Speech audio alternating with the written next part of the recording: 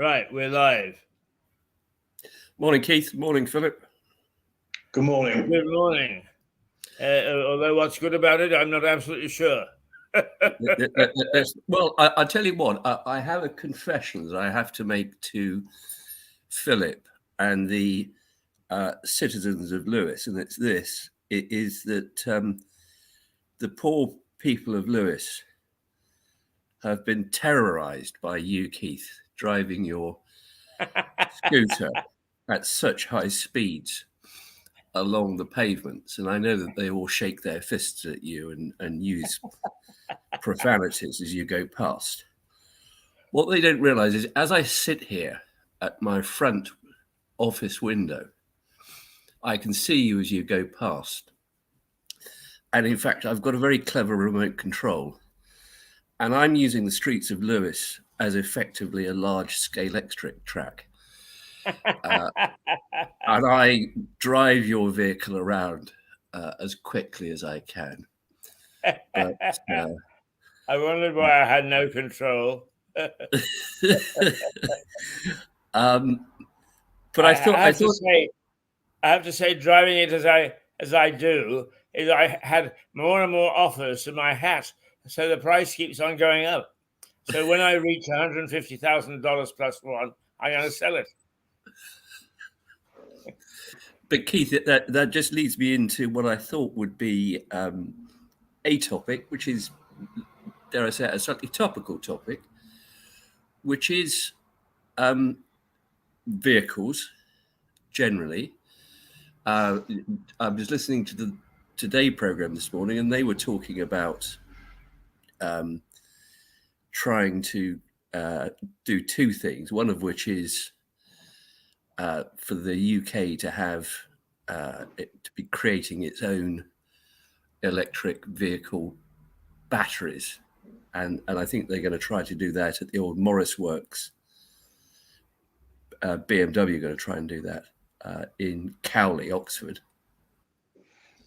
And secondly, looking to increase the number of places where they have a 20-mile-an-hour speed limit, which does apply in Lewes at the moment, albeit you wouldn't know it. I'm sorry to destroy the bubble. Yeah, I'm afraid to say you're the main offender in that respect.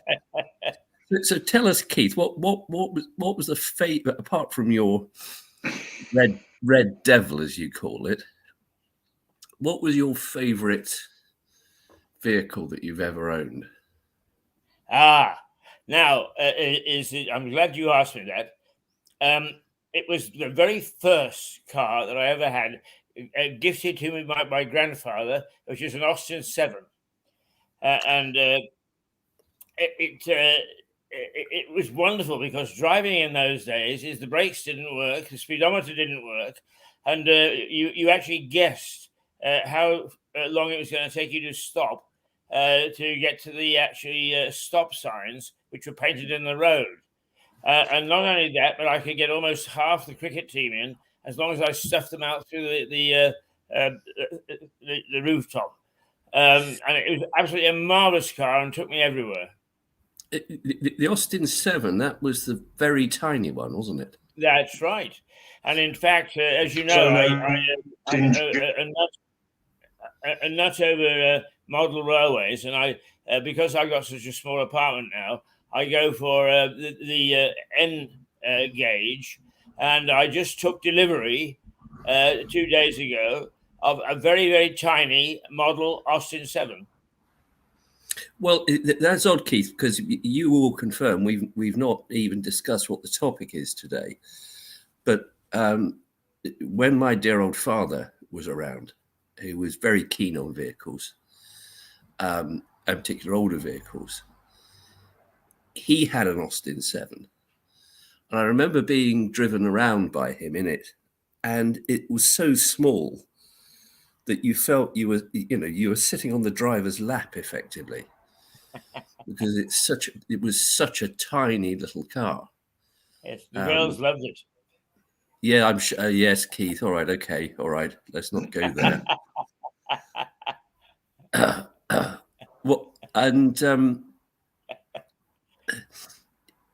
just the influence of John Deed.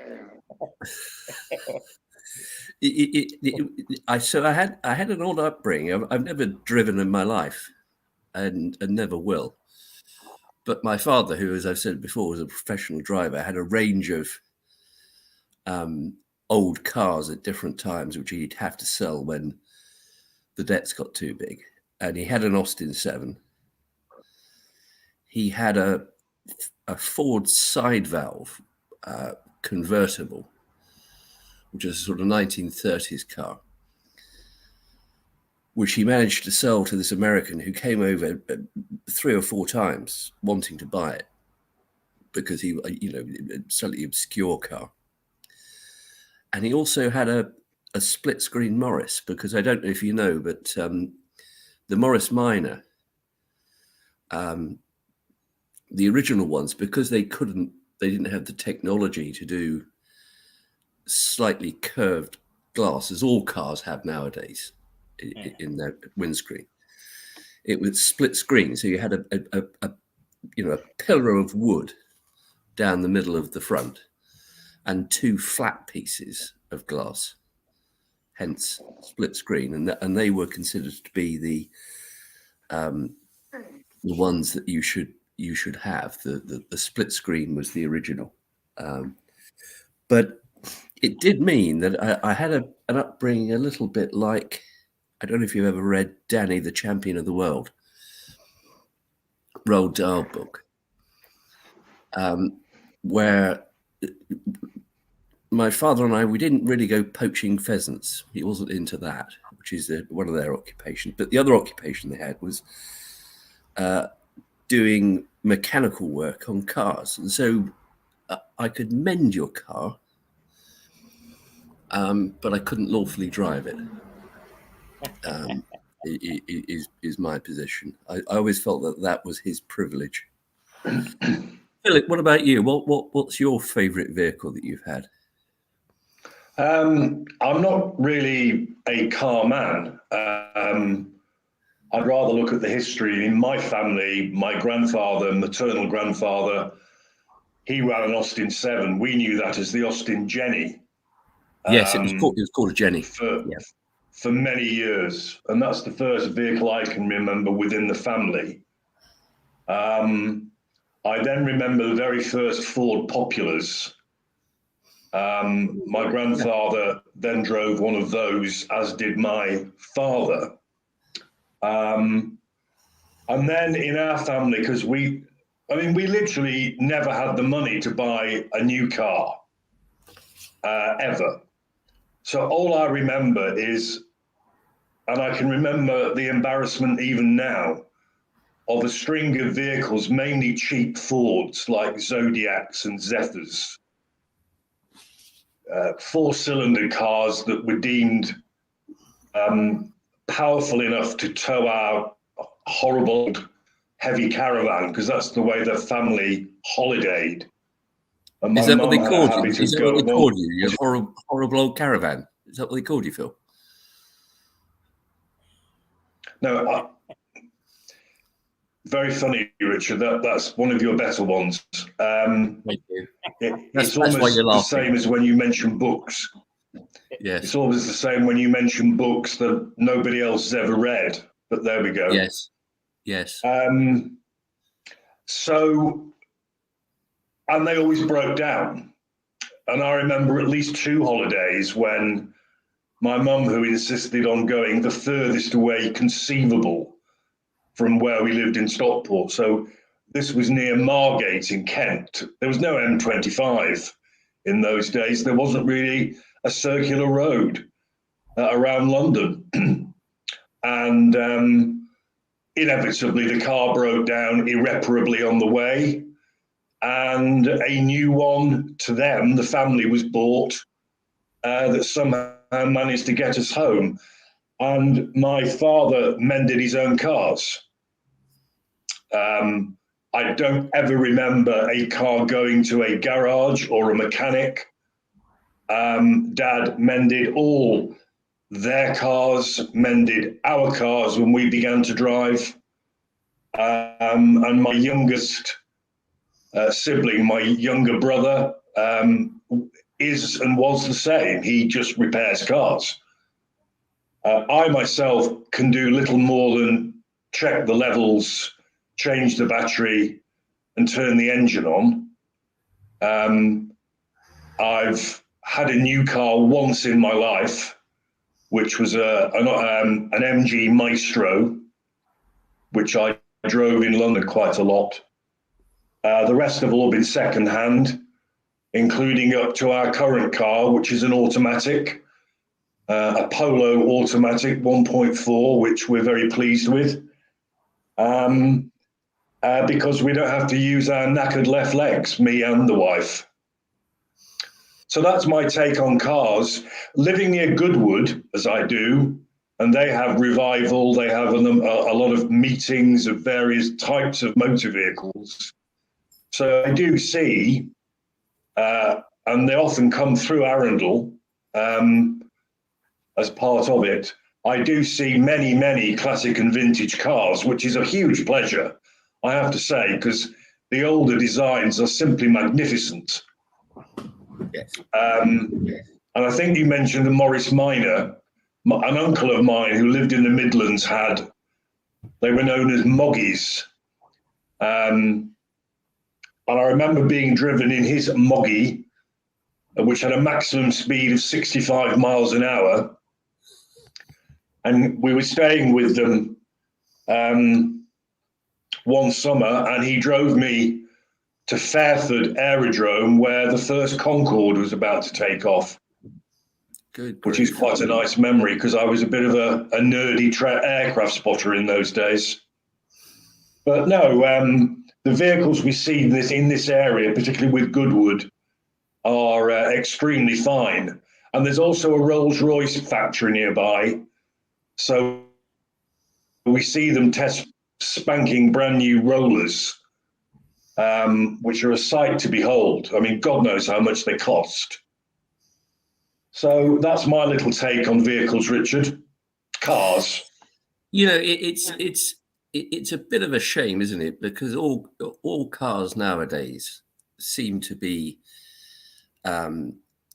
designed by computer and wind tunnels, and so yes, they lack that individuality. That's so true. Yeah.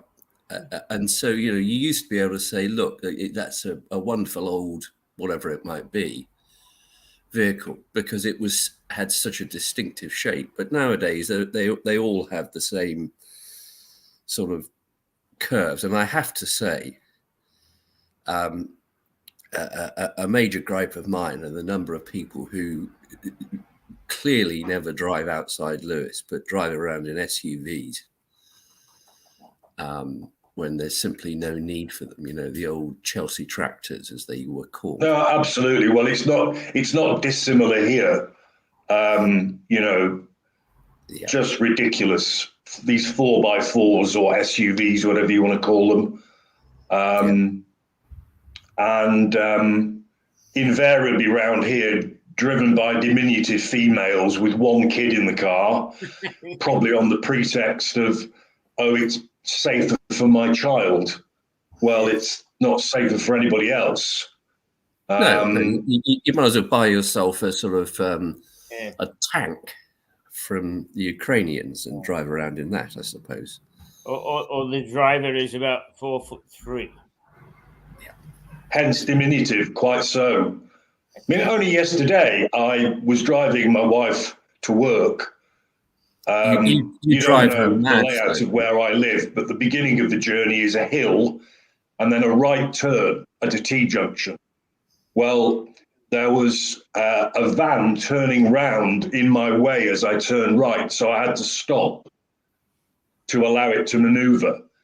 And the next thing I know, my rear mirror was filled with this 4x4 driven by a woman at high speed who just didn't anticipate at all any form of hazard ahead.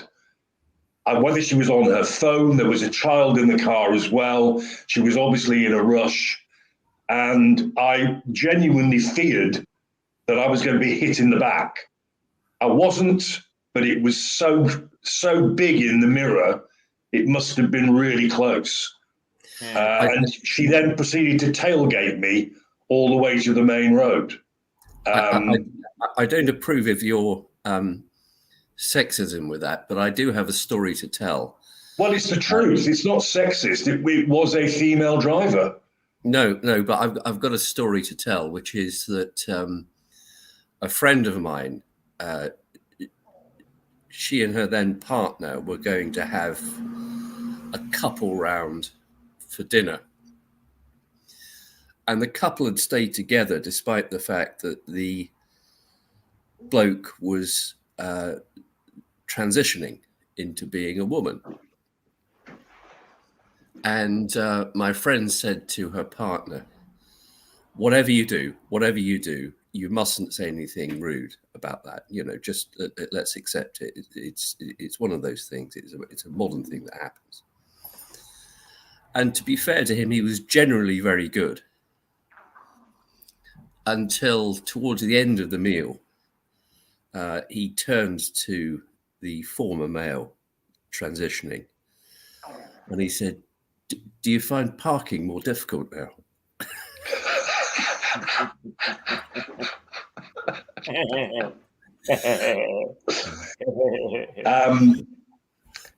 Yes, your mentioning of speed limits, you will have heard on the news both that in Wales, very soon, there's going to be a huge increase in the imposition of 20-mile-an-hour limits. Yes. And as you and I know, Richard, because round here where I live is a 20-mile-an-hour limit and nobody takes the slightest bit of notice. In fact, on my stretch of road, I'm convinced it's a red rag to a bull. Well, because in the more well-off area near where I live, there are some very, very flash cars, invariably BMWs. Well, you see, it's that interesting point. And they tonk down here. They just... Yes, it's that interesting point of people say, well, why don't we make it 30 miles an hour again? And the answer is because if you make it 30 miles an hour again, people will drive at 40 miles an hour. Because people will always push the envelope. That's very true. And there was a politician on, I heard this morning, saying that she particularly was against the idea because it will be bad for the Welsh economy and it'll cost drivers more money. Well, the latter point, I assume, is that if you break a speed limit and you actually get caught by some miracle, you're going to get fined. But the chances of getting caught in these sort of semi-rural 20-mile-an-hour limits are zero. Oh, completely. You don't see police. Yeah, you know, where I live, which is just on the transition between the 20-mile-an-hour limit and the higher limit. Nobody takes a blind bit of notice of it, frankly. And people come sailing. So in Lewis, you have speed limits that are transitioning. Yes, exactly. From male to female or female to male? I think from dog to cat. It's quite a radical town in that respect. I also heard from my... Go ahead. Go ahead, Richard, please. No, your call is important to us. It's being recorded for training purposes.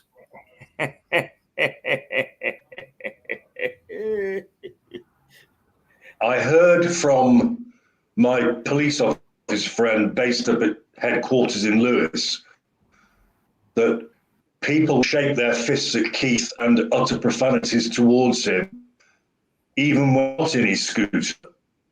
Oh yeah. You know, that's is that true?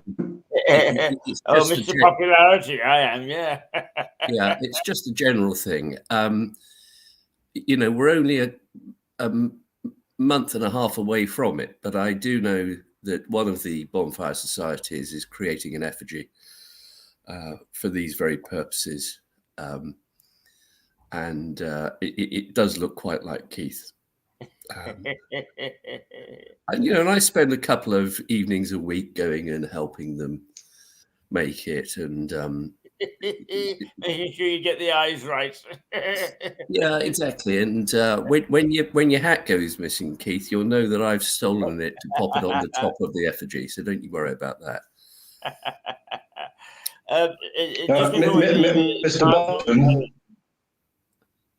Just before we leave cars that we own, is at university I owned a 1948 DeSoto, and the only way that we could go up hills was by in reverse.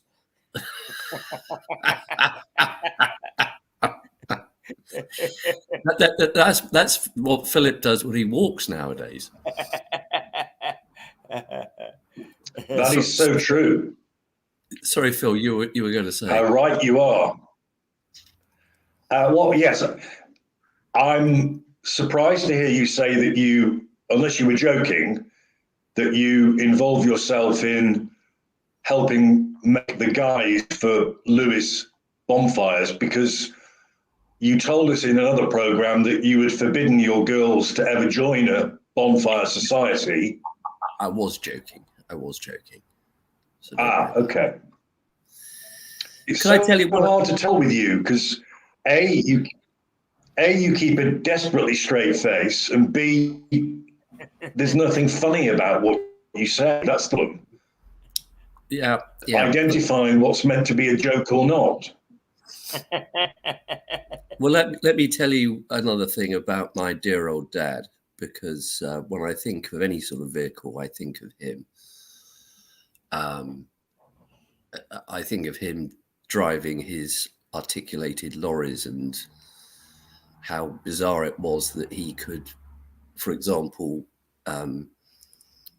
park them up at the back of the Waitrose at Western Road in Hove, when he typically couldn't mow the lawn without cutting his own toe off. But somehow he had that skill. But when he was younger, and he was still living in Scotland,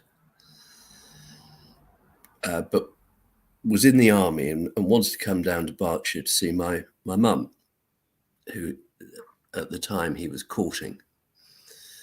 And he had a little fold-away motorcycle. It was like a sort of Brompton bicycle, but with an engine on it. Tiny little wheels. And I remember he kept one of the tires, and so he decided he was going to cycle from Dumfriesshire to Berkshire on this bloody thing. It's a long way on a thing of that size. And he got to Scotch Corner. So, Phil, you'll confirm that's the middle of nowhere. Absolutely. It's on the A1. Yeah, and he got that far because it was only A roads in those days. And he got as far as there, and something went wrong with this thing, and it set alight. So his little motorcycle was on fire. But, give him his credit. He thought, how do I put this out? And he only had one source of fluid on him. Of course, internally. So he piddled the fire out on his motorbike and then went on his way. Now, that shows a degree of, there must be a Boy Scout badge for doing that, I would have thought, for having that level of initiative. Well, it reminds me of the contrary, rather insulting comment, I wouldn't pin you if you were on fire. Yes, exactly. Although a stronger word than piddle is used. Yes. I was going to come on to motorbikes. Tell us, Phil. Another type of view. Sorry? Go on, tell us. Well, as a subject, a similar story to your dad's is that one of my greatest friends, who I met at Durham University, who now lives in France, at the time he lived in Battle, East Sussex, and he had a 175 motorbike, and he's a huge man. He's about 6'4" even now, as he approaches 70.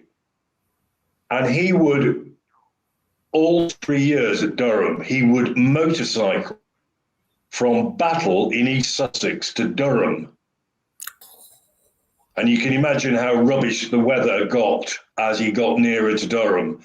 And he would do it every single beginning of term, end of term. So we're talking, 6 journeys a year minimum on a motorbike. And it lasted him through all of Durham, all 3 years. That same bike took him from Battle to Durham and back, which I found, even at the time, extraordinary thing to do. But again, where I live, because Goodwood in the area is known as the bikers circuit, we are terrorized, particularly at the weekends, by motorbikes. My wife and I Sundays are bikers' day. We rarely go out on the roads around here on a Sunday because there are literally, I don't know what the collective word is, but there are hordes of groups of bikers, and they are a bloody nightmare. I think it's a morgue. A morgue of motorcyclists. It's a morgue of motorcyclists because they travel at such speed that they're doing the most dangerous thing imaginable, frankly. Yes, they are. And as a driver of a car, even a small car like we now have, the margins of road and the way they drive are minimal, and what they get up to. But even on a stretch of road like we have, it's the so-called relief road. It's around Arundel. It's about half a mile that skirts around the town. It's part of the A27. It's not dual carriageway. It gets very clogged up. But the worst danger are the bikers going down the middle of the road, often confronting each other to make progress while the cars are at a standstill. So I'm not a fan of motorbikes. And in fact, my paternal grandfather and my paternal uncle, sadly in 2 separate accidents, were both killed on motorbikes. And my father never let us have even a pedal cycle for years, let alone a motorbike, because he lost his father and brother to them, which is pretty sad stuff. Yeah, that is. Anyway, Richard, say something to cheer us up now. Well, I was just thinking, talking about motor deaths, reminds me of Thelma and Louise, which is a road trip film. I know, great film. And I'm just going to ask Keith what his favourite, and I'm going to ask you, Philip, what your favourite road trip film or book is. Sorry, I've dropped that Keith? One on you, haven't I? No, you've woken him up, Keith. I know I have. Yeah. Film. Yeah. No, I heard the question, but I'm not quite sure where the place you were talking about. And anyway, just a road trip, that genre of fiction. Yes, well, you would love my favourite road trip because it's from Stranraer through to Carlisle, through Gatehouse of Fleet, and along that southern part of Scotland. No, I know it. I've done it. I'm not sure they've yet to make a film of me doing it, but I'm negotiating with Spielberg. It's only a matter of time, I think. Phil, what about you? That stretch, really quite lovely. Well, you've already named.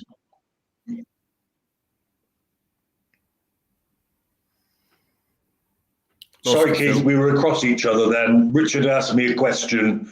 So you carry on. You tell us about this road trip. Gatehouse of Fleet. Well, when I lived in Northern Ireland, if I wanted to come over by road, the easiest way was to drive up to Larne, get onto the ferry, and get off at Stranraer, drive through to Carlisle, where there was a lady who had a little transport cafe and always had a huge kettle of tea bubbling away. And you'd normally hit there about 5 a.m. and get onto the M1 and then go south. And it was lovely because you did most of it at night or in the early hours where there's no traffic problems. You have this wonderful tea to wake you up at about 5 a.m. And you would hit sort of Birmingham, Wolverhampton for breakfast. Yeah. Mentioning Northern Ireland, whereas Richard Barton is an avid listener to Radio 4, I listen certainly in the mornings to Radio 3, and starting next Monday, every year, it's a road trip.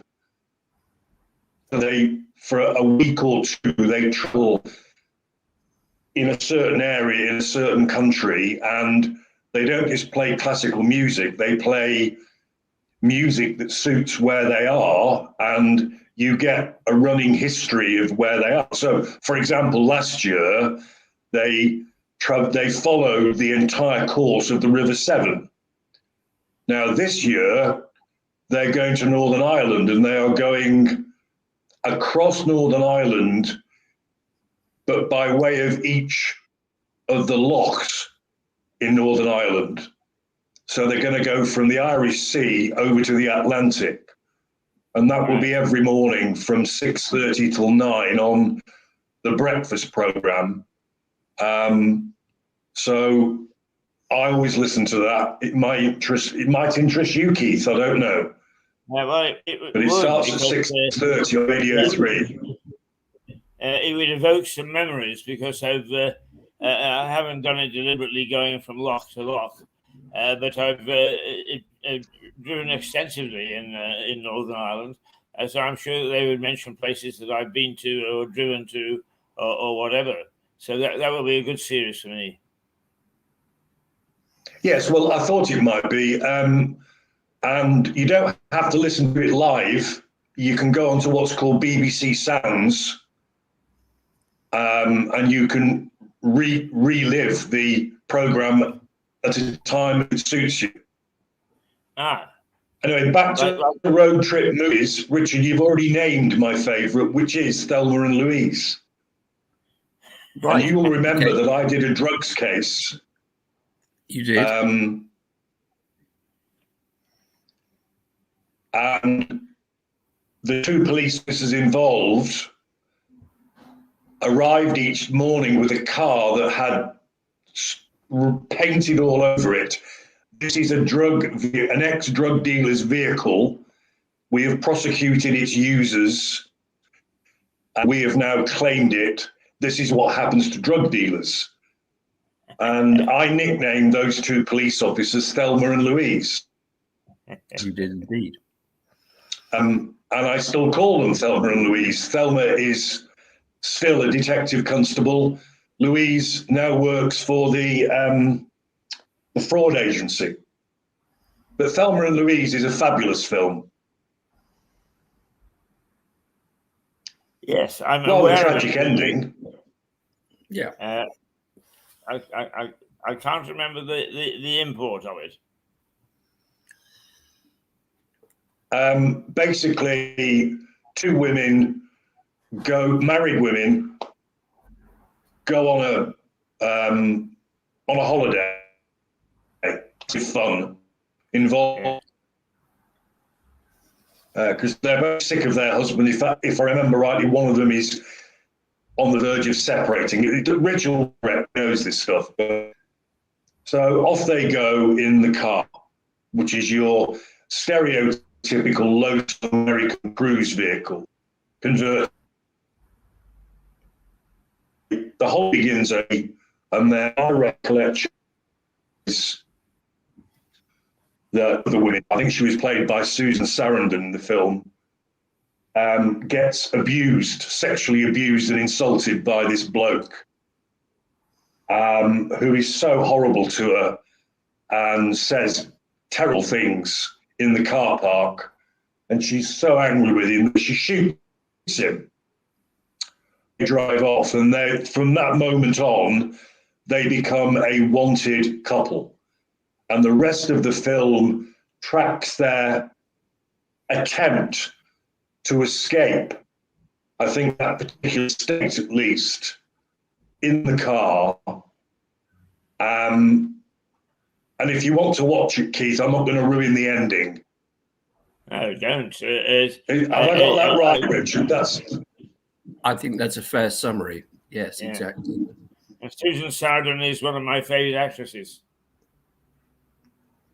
Well, they're both, I can't remember the other actress or actor as we have to call them now, but fabulous film.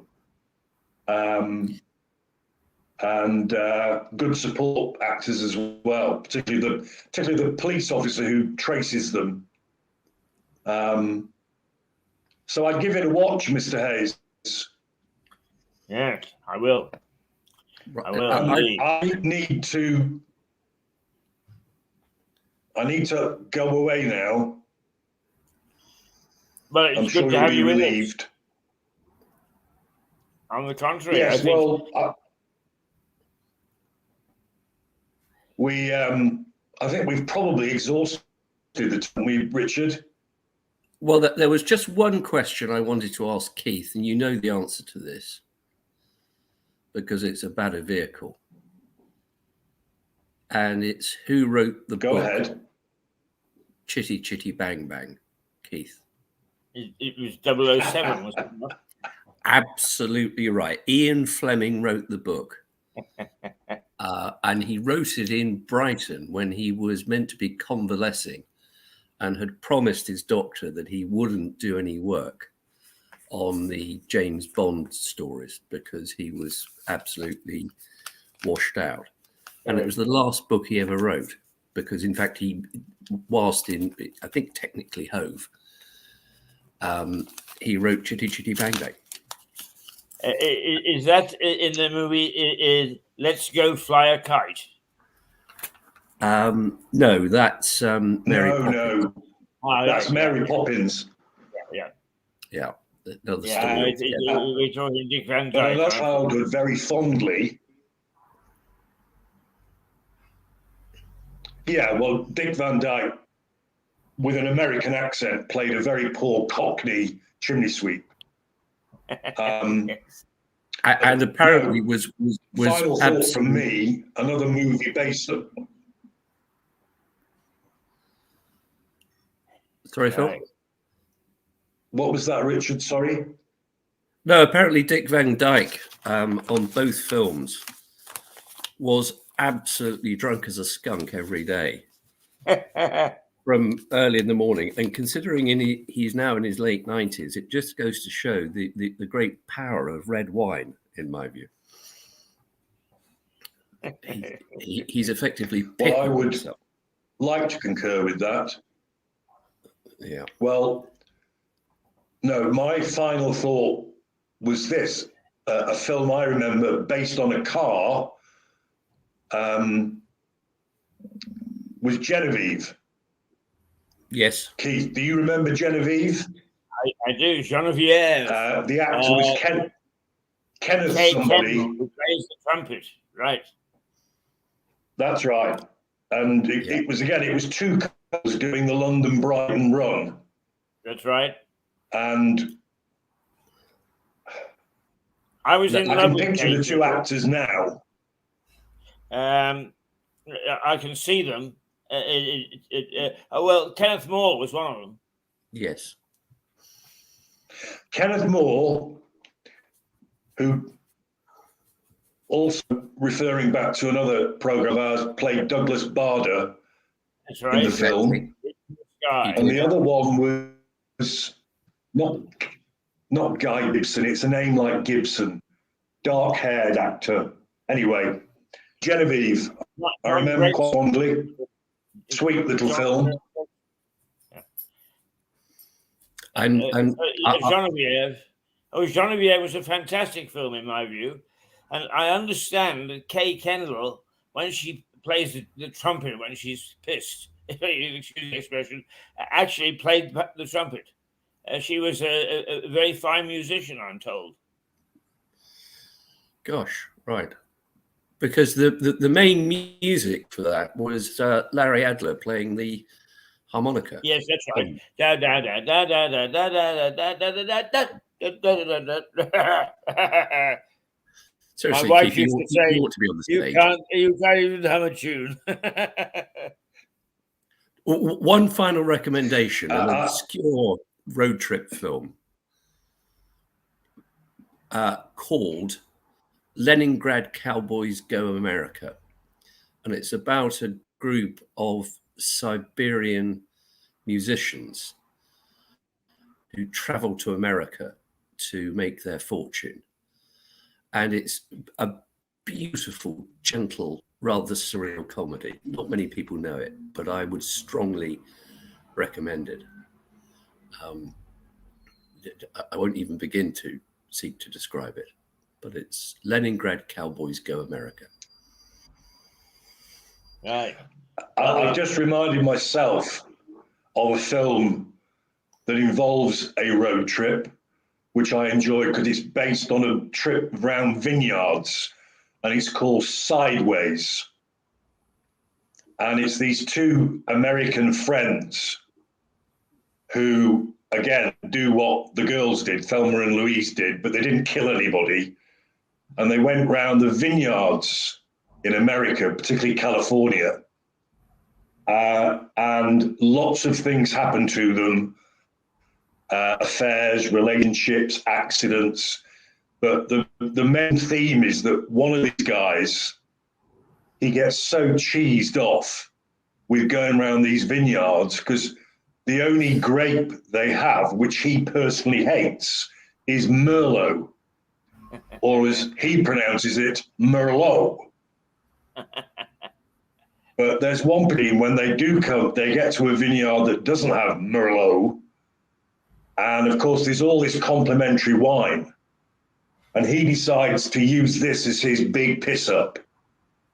And there's this common reluctance of these people behind the bar to give him more and more free wine. But he gets more and more pissed and then loses it. But it's a silly film, but it's called Sideways. Anyway, I must go, gentlemen. See you Monday. And look forward to it. An interesting morning. Yeah. Lovely, Keith. Yes. You are at home, Richard. I am at home. Yes. Right. I might take the back streets today, just in case I'm speeding when I go past. I've got the cameras out on both sides. Don't you worry. Well, I'm not sure that normally on my way home, I try to stop by for a glass of cider at the Black Horse, and that actually gets me geared up so I can roar past your house. Anyway, good to see you, and hopefully see you next week. Yes, I look forward to that. Thanks, Richard. Thanks a lot. Well, the two Bs, and somehow we managed to get bits of law into our conversations, but they are quite often not conversations that are necessarily all about legal stuff. But the two barristers are very amusing together, and any topic is good enough for me, and I hope it's good enough for you, and that we all have jolly good fun. It would seem that there was just a slight problem with the internet from Philip's system this morning, but that is unavoidable sometimes. The internet is not reliable throughout the entire country.